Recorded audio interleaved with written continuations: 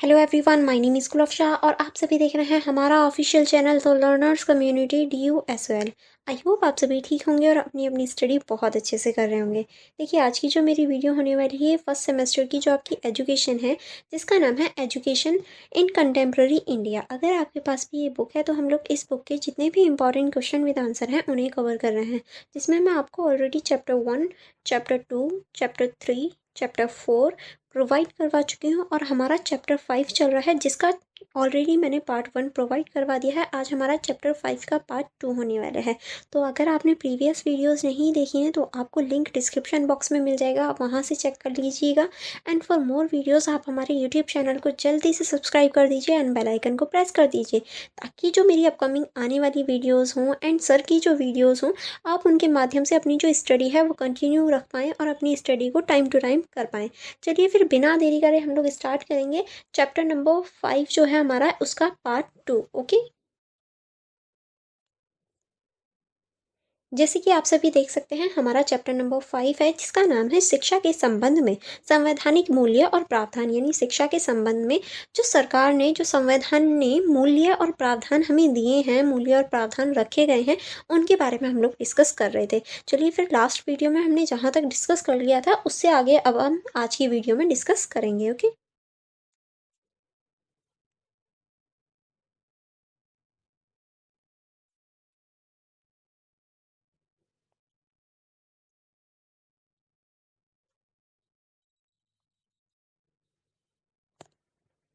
तो जैसे कि आप सभी देख सकते हैं, नेक्स्ट क्वेश्चन है हमारा, शिक्षा में भाषा और संस्कृति से संबंधित संवैधानिक प्रावधानों का वर्णन कीजिए। यानी जो हमारी शिक्षा है उसमें संस्कृति और भाषा से संबंधित जो प्रावधान है उनके बारे में आपको बताना है। अनुच्छेद 29, 30, 350A और 350B भारतीय भाषा में भाषाई एवं सांस्कृतिक विविधता की रक्षा किस प्रकार करता है, ये आपको बताना है। यानी आपको ये सारे अनुच्छेद बताने हैं और ये भाषाई एवं सांस्कृतिक जो विविधता है उसकी रक्षा कैसे करता है ये आपको बताना है। चलिए फिर देखेंगे, इसमें आप लिखेंगे भारत एक विविधतापूर्ण वाला देश है जहाँ अनेक भाषाएं, बोलियां और संस्कृति एक साथ विद्यमान है। यानी देखो, हमारा जो भारत है उसमें बहुत सारी विविधता हैं। किस तरह से अनेक भाषाएं हैं, बोलियां हैं, हर क्षेत्र की अलग अलग बोलियां हैं और संस्कृति भी अलग अलग हैं। तो हम कह सकते हैं हमारा भारत जो है वो विविधतापूर्ण है। ये विविधताएं भारत की सबसे बड़ी विशेषता भी हैं और इसकी पहचान भी है, क्योंकि हमारे भारत की तरह कहीं भी इतनी बड़ी विविधता या फिर इतने बड़े लेवल पर विविधताएं नहीं देखी जाती। तो ये हमारे भारत की पहचान भी है। शिक्षा के माध्यम से इन भाषाओं और संस्कृति को संरक्षण और संवर्धन देना हमारे संविधान की एक महत्वपूर्ण उद्देश्य है। इसीलिए संविधान में ऐसा प्रावधान किया है जो यह सुनिश्चित करता है कि देश के प्रत्येक नागरिक को अपनी भाषा, लिपि और संस्कृति को सुरक्षित रखने और आगे बढ़ाने का अधिकार मिल सके, ताकि सभी की जो लिपि है, भाषा है, संस्कृति है, उसे सुरक्षित रखा जा सके। शिक्षा किसी भी संस्कृति का वाहक होती है। जब शिक्षा प्रणाली किसी समाज की भाषा और संस्कृति को अपनाती है तो उसे समाज की पहचान मजबूत हो जाती है। इसीलिए शिक्षा में सभी संस्कृतियों का होना जरूरी है। भारतीय संविधान के अनुच्छेद 29, 30, 350A और 350B इसी उद्देश्य से जुड़े हैं, ताकि भाषाई और सांस्कृतिक विविधता की रक्षा हो सके और कोई भी समुदाय अपने अस्तित्व या पहचान को संकट में ना देखे या संकट में ना पहुंचाए। ठीक है, अब किस तरह से ये हमारे जो अनुच्छेद हैं ये वर्क करते हैं, चलिए देख लेते हैं। पहला हम देखेंगे अनुच्छेद 29 सांस्कृतिक और शैक्षिक अधिकारों की रक्षा करता है। किस तरह से? अनुच्छेद 29 का उद्देश्य देश की किसी भी वर्ग के नागरिकों की उनकी भाषा, लिपि या संस्कृति को सुरक्षित करने का अधिकार देता है। यानी सभी वर्ग, सभी समुदायों को अपनी भाषा, लिपि और संस्कृति को सुरक्षित रखने का अधिकार देता है अनुच्छेद 29। यह अनुच्छेद कहता है कि भारत के किसी भी नागरिक समूह को अपनी विशिष्ट भाषा, लिपि और या संस्कृति को सुरक्षित रखने का अधिकार है। यही जो है वो हमारा अनुच्छेद 29 कहता है। इस प्रावधान के तहत यदि किसी राज्य या क्षेत्र में कोई समुदाय अपने अलग भाषा या सांस्कृतिक परंपरा रखता है तो उसे शिक्षा के माध्यम से उसे आगे बढ़ने और सीखने की स्वतंत्रता करता है ताकि वो लोग आगे बढ़ सकें और कुछ नया सीख सकें। यह अनुच्छेद भारत की एकता में विविधता की भावना को मजबूत करता है और यह सुनिश्चित करता है कि शिक्षा के क्षेत्र में कोई सांस्कृतिक या भाषाई पक्षपात नहीं होता। यानी शिक्षा के क्षेत्र में या शिक्षा के नज़रिए से देखा जाए तो सभी लोग समान ही होते हैं। नेक्स्ट अब हम देखेंगे अनुच्छेद 30। ये क्या कहता है? अल्पसंख्यकों को शैक्षणिक संस्थाओं स्थापित करने का अधिकार, यानी जो अल्पसंख्यक हैं उन्हें शैक्षणिक जो संस्थान है उन्हें स्थापित करने का अधिकार। अनुच्छेद 30 अल्पसंख्यकों को अपने शैक्षणिक संस्थान स्थापित करने और उनका प्रबंधन करने का अधिकार देता है। यह प्रावधान धार्मिक और भाषाई दोनों प्रकार के अल्पसंख्यकों के लिए है। यानी जो अल्पसंख्यक लोग हैं उन्हें यह अधिकार है कि वो अपनी जो शिक्षा है, अपनी जो धर्म है उसको पढ़ाने के लिए धार्मिक और भाषाई जो एक तरह से मदरसे हैं या ये कहूँ जो स्थान है वो खोल सकते हैं। ठीक है। इस अनुच्छेद का उद्देश्य यह सुनिश्चित करता है कि अल्पसंख्यक समुदाय अपनी भाषा और संस्कृति के संरक्षण के लिए अपने विद्यालय या महाविद्यालय चला सकें। ठीक है। उदाहरण के तौर पर किसी राज्य में जहाँ की प्रमुख भाषा है वहाँ तमिल या बंगाली भाषा समुदाय अपने स्कूल चला सकते हैं। ये उनका अधिकार है ताकि उनके बच्चे अपनी मातृभाषा और संस्कृति को ना भूलें। यह प्रावधान न केवल सांस्कृतिक संरक्षण करता है बल्कि शिक्षा में समान अवसर भी सुनिश्चित करता है ताकि सभी बच्चों को अवसर मिल सके।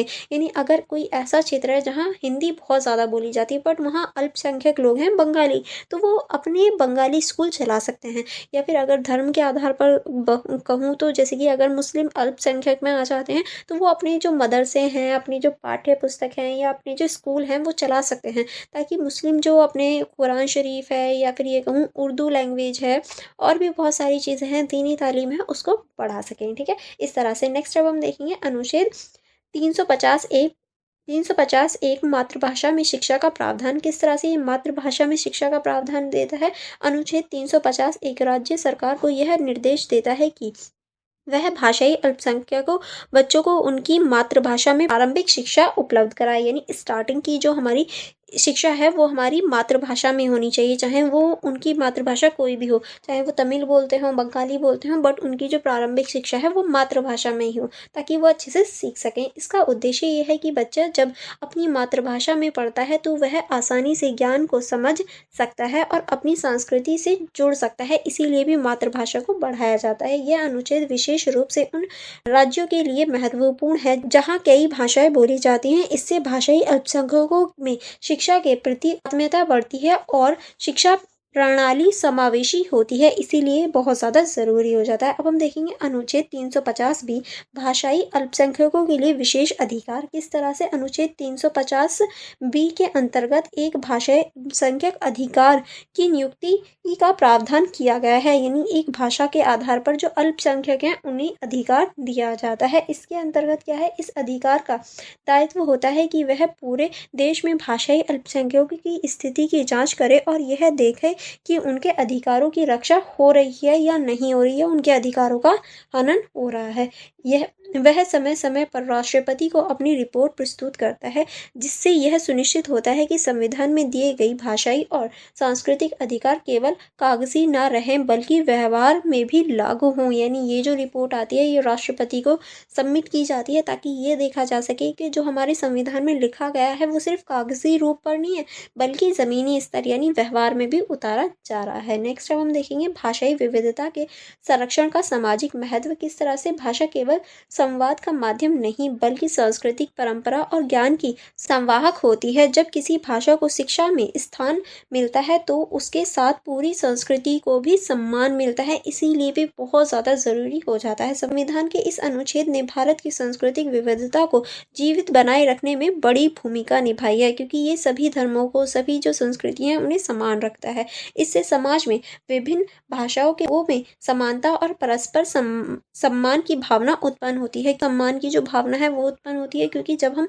नई नई चीज़ों को सीखते हैं, अलग अलग संस्कृतियों को देखते हैं, सीखते हैं तो हमारे एक तरह से सम्मान पैदा होता है। ठीक है। नेक्स्ट हम देखेंगे शिक्षा में समावेशी और सम्मान ताकि दिशा किस तरह से जो शिक्षा है उसमें समावेशिता और जो सम्मान है उसकी दिशा आगे बढ़ी है। इन संवैधानिक प्रावधानों के माध्यम से यह सुनिश्चित किया गया है कि कोई भी समुदाय शिक्षा से वंचित ना रहे, यानी सभी समुदायों के लोगों को शिक्षा दी जाए। मातृभाषा में शिक्षा देने का प्रावधान बच्चों की सीखने की क्षमता को बढ़ाता है और शिक्षा की गुणवत्ता को वो सुधार करता है, यानी जो शिक्षा है उसकी तो गुणवत्ता में सुधार आता ही है, बल्कि जो बच्चा है वो भी अच्छे से सीख पाता है। साथ ही अल्पसंख्यक संस्थानों के अधिकारों से यह भी सुनिश्चित होता है कि विभिन्न समुदायों को अपनी परंपरा और भाषाओं के अनुरूप शिक्षा मिल सके, ताकि जो उनकी परंपराएं कहती हैं, उनकी जो एक तरह से संस्कृति है वो कहती है, वो बच्चा उसे भी सीख सके। नेक्स्ट अब हम देखेंगे इन प्रावधानों से जुड़ी चुनौतियां और सुधारों की आवश्यकता है। अब देखो इतनी सारी चीज़ें हमारा संविधान कह रहा है, तो कुछ चुनौतियां भी होंगी और कुछ सुधारों की भी आवश्यकता होगी। कौन कौन से इसमें आप लिखेंगे, हालांकि संविधान ने भाषाई और संस्कृति अधिकारों की रक्षा का ढांचा बना दिया है, परंतु इसके क्रियान्वयन में कई व्यवहारिक कठिनाई है। यानी हमारे जो संविधान है उसने ढांचा तो बना दिया, पर इसे वास्तविक या क्रियान्वयन करने के लिए बहुत ज़्यादा कठिनाई भी हमें देखने को मिलती है। कई राज्यों में मातृभाषा में पाठ्य पुस्तक या शिक्षकों की कमी है। भाषाई अल्पसंख्यक विद्यालयों को वित्तीय और प्रशासनिक सहयोग प्राप्त नहीं हो पाता, जिसकी वजह से भी क्या होता है, इन्हें कठिनाइयाँ होती हैं। ठीक है, नेक्स्ट अब हम देखेंगे इसके बावजूद इन प्रावधानों की दिशा स्पष्ट है। शिक्षा को सांस्कृतिक रूप से समृद्ध और समावेशी बनाया है, और एक तरह से बना भी रहे हैं, यानी निरंतर कार्यशील हैं, ये निरंतर कार्य कर रहे हैं। अब हम देखेंगे इस क्वेश्चन का निष्कर्ष में आप लिखेंगे संविधान के अनुच्छेद 29, 30, 350 ए और 350 बी भारतीय शिक्षा प्रणाली की आत्मा को दर्शाते हैं। क्यों आत्मा को दर्शाते हैं? क्योंकि इसी में हमारी जो भारतीय शिक्षा प्रणाली है वो दिखाई गई है। इनसे यह सुनिश्चित होता है कि शिक्षा केवल ज्ञान प्राप्त करने का माध्यम नहीं है, बल्कि भाषा और संस्कृति को संजोए रखने का साधन है। यानी ये जो है, ये सिर्फ ज्ञान प्राप्त नहीं करवाती शिक्षा, बल्कि जो हमारी भाषा है, संस्कृति है, उसे भी एक साथ एकजुट रखने का कार्य करती है। इन प्रावधानों ने भारत में भाषाई और सांस्कृतिक एकता को मजबूती दी है और प्रत्येक समुदाय को अपनी पहचान के साथ आगे बढ़ने का अवसर भी दिया है, ताकि हर समुदाय अपनी पहचान, अपनी संस्कृति के साथ आगे बढ़ सके। जब शिक्षा अपने इन जड़ों से जुड़ी होती है, तभी वह समाज के सभी वर्गों तक प्रभावी रूप से पहुंच सकती है। इस प्रकार भारतीय संविधान ने शिक्षा को केवल अधिकार नहीं, बल्कि सांस्कृतिक विरासत के संरक्षण का माध्यम भी बना दिया, ताकि सभी जो लोग हैं वो शिक्षित हो सकें और आगे बढ़ सकें। ठीक है, नेक्स्ट क्वेश्चन की तरफ चलेंगे। नेक्स्ट क्वेश्चन है हमारा, भारत में शिक्षा संबंधी संवैधानिक प्रावधान एवं अधिकारों के क्रियान्वयन में आने वाले प्रमुख चुनौतियों का समालोचनात्मक मूल्यांकन कीजिए। यानी जो हमारी संवैधानिक शिक्षा प्रावधान है, उनमें कौन कौन सी चुनौतियों का सामना देखने को मिलता है, या कौन कौन सी चुनौतियां आती हैं, वो आपको बतानी है। संवैधानिक अनुपातों को सशक्त बनाने के लिए क्या उपाय किए जा सकते हैं, यानी कौन कौन से ऐसे उपाय हैं जो इन्हें सशक्त बना सकते हैं, इन्हें मजबूत बना सकते हैं। चलिए देख लेते हैं किस तरह से आप इस क्वेश्चन का आंसर लिखेंगे। इस क्वेश्चन के आंसर यानी इंट्रो में आप लिखेंगे, भारत का संविधान शिक्षा को प्रत्येक नागरिक का मौलिक अधिकार मानता है। यानी सभी का क्या है, ये मौलिक अधिकार है। संविधान के अनुच्छेद 21 ए के अनुसार 6 से 14 वर्ष तक के प्रत्येक बच्चे को निःशुल्क और अनिवार्य शिक्षा प्राप्त करने का अधिकार है। यानी 6 से 14 वर्ष के जो बच्चे हैं उन्हें फ्री और एक तरह से कंपलसरी शिक्षा देनी चाहिए, जो कि हमारा अनुच्छेद 21 ए कहता है। इसके साथ ही शिक्षा से संबंधित कई निर्देश, सिद्धांत, संवैधानिक संशोधन और अधिनियम बनाए गए हैं, ताकि शिक्षा में समानता, गुणवत्ता और पहुंच सुनिश्चित हो सके। यानी पहुंच जो है उसे सुनिश्चित किया जा सके। परंतु इन सभी प्रावधानों और अधिनियमों के क्रियान्वयन में अनेक व्यवहारिक कठिनाइयों का सामना करना पड़ता है, और बहुत सारी कठिनाइयां भी हैं। इन चुनौतियों के कारण शिक्षा के संवैधानिक लक्ष्य को पूर्ण रूप नहीं मिल पाता, ये पूरी तरीके से ये पूरी नहीं हो पाती। इसलिए इन चुनौतियों का समालोचनात्मक मूल्यांकन और उनके समाधान की दिशा में ठोस कदम उठाना अत्यंत आवश्यक है, ताकि उनकी जो समस्याएं हैं, या ये कहूँ जो चुनौतियां हैं, उनको ठीक किया जा सके, उनका जो एक तरह से सल्यूशन है वो ढूंढा जा सके। अब किस तरह से कौन कौन सी ऐसी समस्याएं हैं और किन चीज़ों पे हमें ध्यान देना चाहिए, तो पहला हमारा आता है वित्तीय संसाधनों की कमी। किस तरह से इसमें आप लिखेंगे, शिक्षा के संवैधानिक प्रावधानों के प्रभावी क्रियान्वयन के लिए पर्याप्त वित्तीय संसाधन होनी आवश्यक है, यानी पैसा होना जरूरी है। भारत में शिक्षा पर सकल घरेलू उत्पाद यानी जीडीपी का बहुत ही कम भाग खर्च होता है। यानी हमारी जो एजुकेशन सिस्टम है उसके पास पैसा बहुत कम है, जिससे विद्यालयों में अधोसंरचना की कमी है, शिक्षकों की नियुक्ति में देरी, शैक्षणिक सामग्री की अनुपलब्धता जैसी समस्याएं उत्पन्न हो जाती हैं। कई राज्यों में प्राथमिक और माध्यमिक विद्यालय की इमारतें जर्जर हैं, यानी जो माध्यमिक और प्राथमिक विद्यालय हैं उनकी जो एक तरह से बिल्डिंग्स हैं वो भी टूटी फूटी हैं। शौचालय और पेयजल जैसी मूलभूत सुविधाएं भी पर्याप्त नहीं है, यानी टॉयलेट हो गया और जो पानी पीने का होता है वो भी प्रॉपर स्कूलों में नहीं हो पाता। जब तक शिक्षा के लिए समुचित बजट आवंटन नहीं किया जाएगा तब तक संवैधानिक अधिकार केवल कागजों तक ही सीमित रह जाएगा, क्योंकि हमारी जो शिक्षा है या हमारे जो विद्यालय हैं हम उन्हें इतना पैसा नहीं दे पाते कि वो अपनी बेसिक जो नीड्स हैं वो भी पूरी कर पाएँ। ठीक है, नेक्स्ट अब हम देखेंगे शिक्षा की कमी और गुणवत्ता की समस्या किस तरह से भारत में शिक्षकों की संख्या और गुणवत्ता दोनों की गंभीर चुनौतियों का विषय है। बहुत से विद्यालयों में शिक्षकों के पद रिक्त हैं और जहाँ शिक्षक हैं, यानी ऐसे बहुत सारे विद्यालय हैं जहाँ शिक्षकों की इतनी कमी है कि उनके जो पद हैं वो बिल्कुल खाली हैं। वह प्रशिक्षित और दक्ष शिक्षकों की कमी पाई जाती है। वहाँ जो प्रशिक्षित और जो दक्ष हैं, यानी जिनके पास नॉलेज है, उनकी कमी पाई जाती है। प्रशिक्षण के अभाव में शैक्षणिक पद्धति कमजोर पड़ जाती है, यानी जब हमारे पास एक तरह से प्रशिक्षण नहीं होता, कोई भी ट्रेनिंग नहीं होती, तो जो शैक्षिक चीज़ें हैं, जो हमारी शिक्षा है वो कमजोर पड़ जाती है, जिससे विद्यार्थियों का सीखना का स्तर गिर जाता है। जब टीचर्स को ही कुछ नहीं आएगा तो वो बच्चों को क्या ही सिखाएंगे। संविधान ने शिक्षा को मौलिक अधिकार बनाया है, परंतु इस अधिकार के क्रियान्वयन के लिए शिक्षा सबसे महत्वपूर्ण भूमिका निभाते हैं। यानी देखो, हमारे संविधान ने इसे मौलिक अधिकार तो बना दिया, पर शिक्षक जो हैं वही तो इसे महत्वपूर्ण स्थान देंगे। जब तक योग्य और प्रशिक्षित शिक्षक उपलब्ध नहीं होंगे, शिक्षा की गुणवत्ता में सुधार असंभव है। यानी जब तक जो टीचर्स अच्छे नहीं होंगे तब तक जो एक तरह से हमारी एजुकेशन है वो भी ठीक नहीं हो पाएगी। नेक्स्ट अब हम देखेंगे सामाजिक और आर्थिक असमानता किस तरह से भारत जैसे विविधतापूर्ण देश में सामाजिक आर्थिक असमानता शिक्षा के क्षेत्र में सबसे बड़ी चुनौती है। गरीबी, जाति व्यवस्था, लैंगिक भेदभाव, बाल श्रम और बाल विवाह जैसी समस्याएं अभी भी ग्रामीण और पिछड़े क्षेत्रों में मौजूद हैं। यानी ये जो समस्याएं जैसे कि गरीबी हो गई, जाति व्यवस्था हो गई, लैंगिक भेदभाव हो गया, बाल श्रम हो गया, बाल विवाह हो गई, ये जो समस्याएं हम आज भी इन्हें देख सकते हैं। गरीब परिवारों के बच्चों को आज भी अपने आजीविका के लिए पढ़ाई छोड़नी पड़ती है। लड़कियां आज भी कई इलाकों में शिक्षा से वंचित हैं।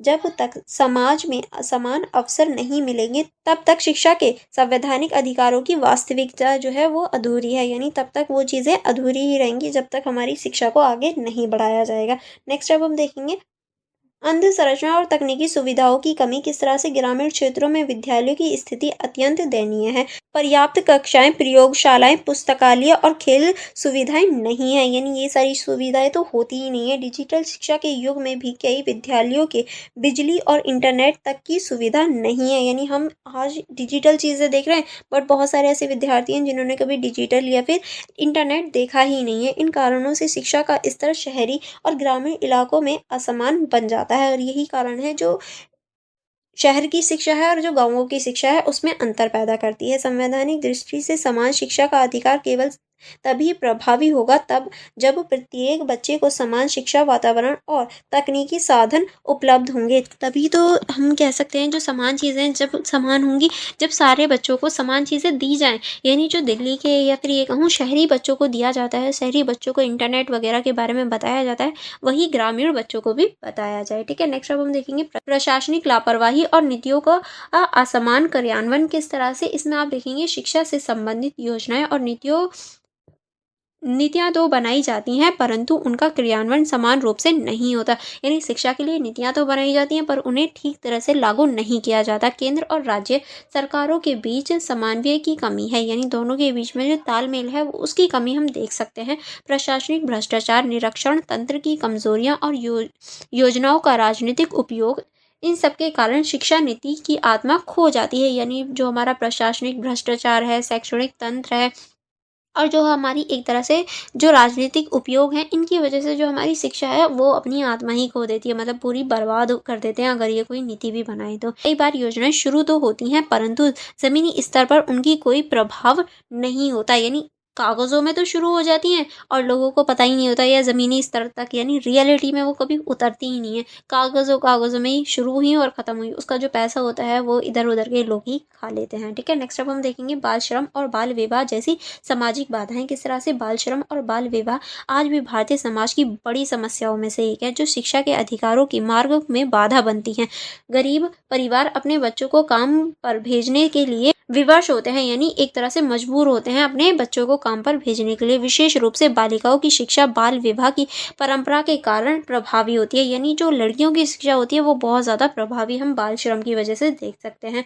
जब तक समाज में इन परंपराओं के विरुद्ध जागरूकता नहीं फैलाई जाएगी, तब तक संविधान द्वारा प्रत्येक शिक्षा का अधिकार व्यवहारिक रूप से साकार नहीं होगा। यानी जब तक हम जागरूकता नहीं फैलाएंगे इन सारी कुरीतियों या फिर इन सारी चीज़ों के विरुद्ध, तब तक हम सभी को शिक्षा का जो अधिकार है वो नहीं दिला पाएंगे। नेक्स्ट हम देखेंगे शिक्षा के प्रति सामाजिक दृष्टिकोण और जागरूकता की कमी। किस तरह से जो सामाजिक दृष्टिकोण है इसकी जागरूकता की हम कमी देख सकते हैं। सामाजिक दृष्टिकोण के लिए इसमें आप लिखेंगे कई समाजों में आज भी शिक्षा को प्राथमिक आवश्यकता नहीं मानी जाती, यानी फर्स्ट है जो हमारी एक तरह से नीड है वो नहीं मानी जाती शिक्षा को। ग्रामीण इलाकों में लोगों को यह समझाने की आवश्यकता है कि शिक्षा केवल नौकरी पाने का साधन नहीं है, बल्कि व्यक्ति और समाज के विकास का भी आधार है। यानी बहुत सारे लोग तो ये सोचते हैं कि लड़कियों को क्यों पढ़ाना है जब हमें जॉब ही नहीं करवानी।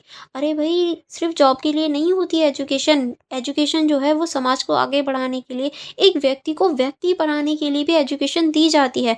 जब तक लोगों में शिक्षा के प्रति सकारात्मक दृष्टिकोण और जागरूकता नहीं बढ़ेगी, तब तक संवैधानिक अधिकार का प्रभावी उपयोग संभव ही नहीं है। यानी अगर हम चाहते हैं कि जो हमारा संवैधानिक अधिकार है उसका प्रभावी रूप हो, तो हमें जो लोग हैं उन्हें एक तरह से जागरूक करना होगा कि एजुकेशन सिर्फ जॉब के लिए नहीं होती, बल्कि एक तरह से सुव्यवस्थित जीवन जीने के लिए, एक अच्छा जीवन जीने के लिए भी हमें एजुकेशन की ज़रूरत पड़ती है। अब हम देखेंगे इस क्वेश्चन का निष्कर्ष में आप लिखेंगे भारत में शिक्षा से संबंधित संवैधानिक प्रावधान और अधिनियम देश की प्रगति के लिए अत्यंत महत्वपूर्ण है, यानी बहुत ज़्यादा इम्पोर्टेंट है, परंतु इनके प्रभावी क्रियान्वयन के लिए केवल कानून बनाना पर्याप्त नहीं है। यानी अगर हम इन्हें सच में प्रभावी रूप से चाहते हैं अचीव करना, तो सिर्फ कानून बना देना पूरा काम नहीं है, या कानून बना देना ही काफ़ी नहीं है। इसके लिए सरकार, समाज, शिक्षकों और अभिभावकों सभी को सामूहिक जिम्मेदारी आवश्यक है। यानी अगर हम इन्हें अचीव करना चाहते हैं तो सरकार की, समाज की, शिक्षा की और जो अभिभावक होते हैं यानी जो बच्चों के माँ बाप होते हैं, उन सभी की जो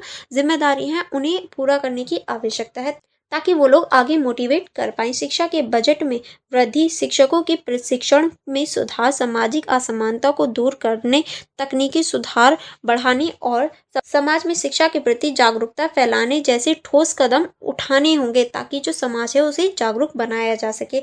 जब तक इन समस्याओं को गंभीरता से नहीं सुलझाया जाएगा, तब तक संविधान द्वारा दिए गए शिक्षा के अधिकार केवल सैद्धांतिक ही बने रहेंगे। यानी अगर हम इन्हें प्रभावी रूप से लागू करना चाहते हैं तो हमें सही से कार्य करना होगा, वरना ये हमारे एक तरह से कागजी रूप में ही, सैद्धांतिक रूप में ही हम देख पाएंगे। एक सशक्त, जागरूक और शैक्षिक भारत का सपना तभी पूरा होगा जब शिक्षा के संवैधानिक प्रावधानों को ईमानदारी से पालन किया जाएगा। यानी अगर हम चाहते हैं कि हमारा जो भारत है वो शिक्षित हो, तो ये सपना जभी होगा जब हम संवैधानिक जो प्रावधान है, जो हमारा संविधान देता है, उन्हें ईमानदारी से पूरा करेंगे, पूरी ईमानदारी से उन्हें फॉलो करेंगे। आई होप आपको यहाँ तक सारी चीज़ें समझ में आ गई होंगी, क्योंकि हमारा जो चैप्टर नंबर 5 है वो कंप्लीट हो जाता है। नेक्स्ट वीडियो में अब हम लोग चैप्टर नंबर 6 की स्टार्टिंग करेंगे। Okay, and for more videos, for more connectivity, आप हमारी इंस्टाग्राम आईडी को चेकआउट कर सकते हैं, आप हमारे टेलीग्राम ग्रुप को ज्वाइन कर सकते हैं। एंड अगर आपने अभी तक हमारे यूट्यूब चैनल को सब्सक्राइब नहीं किया तो आप जल्दी से सब्सक्राइब करके बेल आइकन को प्रेस कर दीजिए। एंड अगर आप इन सभी नोट्स को सेल्फ रीड आउट करना चाहते हैं तो आप हमारा app the learners community DU को डाउनलोड कर सकते हैं। ये फ्री ऑफ कॉस्ट है। यहाँ आपको बहुत सारे फीचर्स देखने को मिल जाते हैं, जैसे कि आपका स्टडी मटेरियल हो गया सोल का, और जो स्टूडेंट पोर्टल हो गया, और क्वेश्चन पेपर हो गया, हमारे नोट्स हो गए, वीडियोज़ हो गए, ये सारी चीज़ें आप यहाँ देख सकते हैं एंड अपनी स्टडी को और भी ज़्यादा इजी बना सकते हैं। आई होप आपको सारी चीज़ें समझ में आ गई होंगी। अगर आपको कहीं या किसी टॉपिक में कोई डाउट रहता है तो आप मुझसे कमेंट बॉक्स में पूछ सकते हैं। अदरवाइज़ आप वीडियो को लाइक करना एंड शेयर करना मत भूलिएगा। Thank you for watching everyone.